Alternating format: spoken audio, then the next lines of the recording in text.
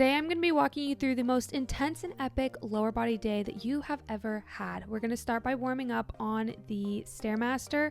All right, we got about 500 reps of these little jumpy thingies. Just kidding. What is a leg workout without some energy? Do you know what I'm saying? Let's go. All right, 3 to 5 minutes on the Stairmaster, getting the heart rate up, getting all warmed up, got my hoodie on. We're about to get sweaty. Let's go. Working out with my friend Kayla today. We like to chat on the Stairmaster and write our workout while we're on here. So it is both productive and a good time to catch up and get ready. Then we move right into dynamic exercises. Dynamic exercises are movement-based stretching, so you're bringing movement into the stretch. This is the best way to warm up so that your body is firing up those muscles that you're going to be working in the workout. I like to do quite a variety of these, so I'm doing some little scoop and ladles. I don't know what these are actually called. I love to do some of these swinging kicks. This is a great stretch. Kayla Walk actually showed me this one. Love it. This is probably something I would do like back in my track days. I love to do walking lunges. I always do these. Butt kicks are quite the staple in my leg workouts. Again, helps keep my heart rate up, getting my quads stretched out, and getting my body ready for this workout. Lateral lunges are also a staple that I use every single leg day. Really helps open up my hips, my groin, really stretching that out and getting my body mobilized and ready. I also like to bring it down and just switch in and out. It's killer. We got some little jump squats. A lot of times I don't really have quite reps and sets. I just go till I feel good and warm, especially with the dynamic stretching. Now I'm moving into some quick glute activation exercises. Some of you are going to think that, wow, this warm up is so long, but it's really not. It's been probably 5, maybe 7 minutes. In the last 3 minutes, I will do glute activation exercises just for that last push. It is so important to warm up, you guys. Seriously, this is one of the most important things for your entire workout. Never skip a warm up, especially for leg days. This is where you are going to really improve your game, is by warming up, getting your body ready. This is how you're going to help yourself have proper form, decrease risk of injury, and have control of the movements throughout your entire workout. Some of you might also say that this is your entire workout. That's okay. That's okay. Build up little by little. My entire warm-up is usually 10 to 15 minutes. The very last thing that I do before every single leg workout is these banded knee exercises. These are amazing. If you have not tried these, I highly recommend them, especially if your knees bother you a little bit. Do these at home, wrap a band around right behind your knee, and do little pulses like this. Your knee joints are going to feel so much better. This helps me so much in my squats. I just feel a lot looser. My body feels so much better. I'm moving into my very first exercise, which are hex bar deadlifts. I get to move into this fun little contraption and do some deadlifts. This is just another variation of a deadlift as opposed to a normal standard barbell. This just helps add variety into your deadlift. The hex bar deadlift still works the same muscle groups as a standard deadlift. It's still working your quads, your hamstrings, your glutes, and your lower back. It can just be a really fun variation if you want to mix up your deadlifts, and if your gym doesn't have one of these, just use a standard barbell. I superset the hex bar deadlifts with the jump squats. I just wanted a little bit of an extra push today. The hoodie has come off. It is time to hit some barbell squats. Let's go. Barbell squats are another compound exercise and are a staple for leg days.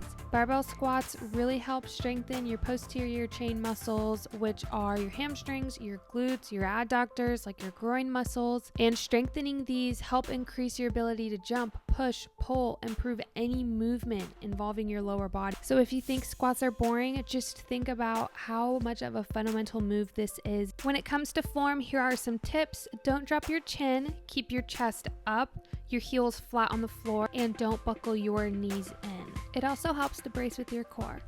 Moving right into single leg deadlifts. Doing these on a Smith machine make these so much easier. I highly recommend doing them on a Smith machine. They really help me balance a little bit more, and I don't know if I could do it with just a freeform dumbbell right now because I am working on my balance. So if you really want to do single leg deadlifts, head to a Smith machine. They really make it more doable and accessible. With this, I still want to keep the bar really close to my leg and focus on this being a hip hinge movement and focus on the muscle at hand, my little glute. I did 3 sets of 8 for each leg, each side. Make sure you keep that back nice and straight. If you're arching or bowing, drop the weight. You want to make sure that your back and neck are neutral the entire time and brace with your core. Moving into hip thrusts, which should be a staple in everyone's leg day. This is one of the best exercises to help grow your glutes. Some good tips on form for these are to push through your heels. Pushing through your heels as opposed to the balls of your feet are going to shift that muscle activation away from your quads and into your glutes and hamstrings, which are the muscles that you want to target in this exercise. You also want to keep your knees out. This also helps increase your glute activation, and it's a little bit healthier for your knee joints. Squeeze at the top and keep your chin tucked. Moving into a second superset, I'm starting with Bulgarian split squats, which I know is a love-hate relationship with so many, but honestly, this is such a good fundamental move. Again, really helps with balance, with stability, and they are killer. You can't do a Bulgarian split squat and not feel the burn. They are super effective. These help strengthen your leg muscles with your quads, your hamstrings, glutes, and calves. And because it's a single leg exercise, your core is also forced to work extra in helping keep you more balanced and stable. That's why these add an extra challenge, making these a little bit harder. And you know what? We all stumble and fumble all over the place doing Bulgarian split squats. That's just how it is. Let's own it. This is one of my favorite placements for a dumbbell. I love having it on the inside of my leg as opposed to a preloaded barbell on my back. And to superset with those Bulgarian split squats, I did 3 sets of 20 band work. I did 10 bridges and then 10 abductions, just to help give myself a little bit more of the glute pump. I'm using a resistance band, placing it just over my knees, and get into work. The moment everyone has been waiting for is this. This is the most fire glute burnout I have ever done. I could not move after I did this. This was absolutely insane. You're gonna do 10 glute bridges, 10 abductions, and 10 pulses, repeating 3 times with little to no rest. The little to no rest is really gonna push this over the top for your glutes. For circuit 2, you're gonna do 10 fire hydrants each side, 10 donkey kicks each side, and 10 glute rainbows each side. Again, repeat this 3 times with a little to no rest, and you will thank me after. Honestly, this was such a tough workout. You could do this by yourself at your home as your workout for the day, and you would be left feeling so sore.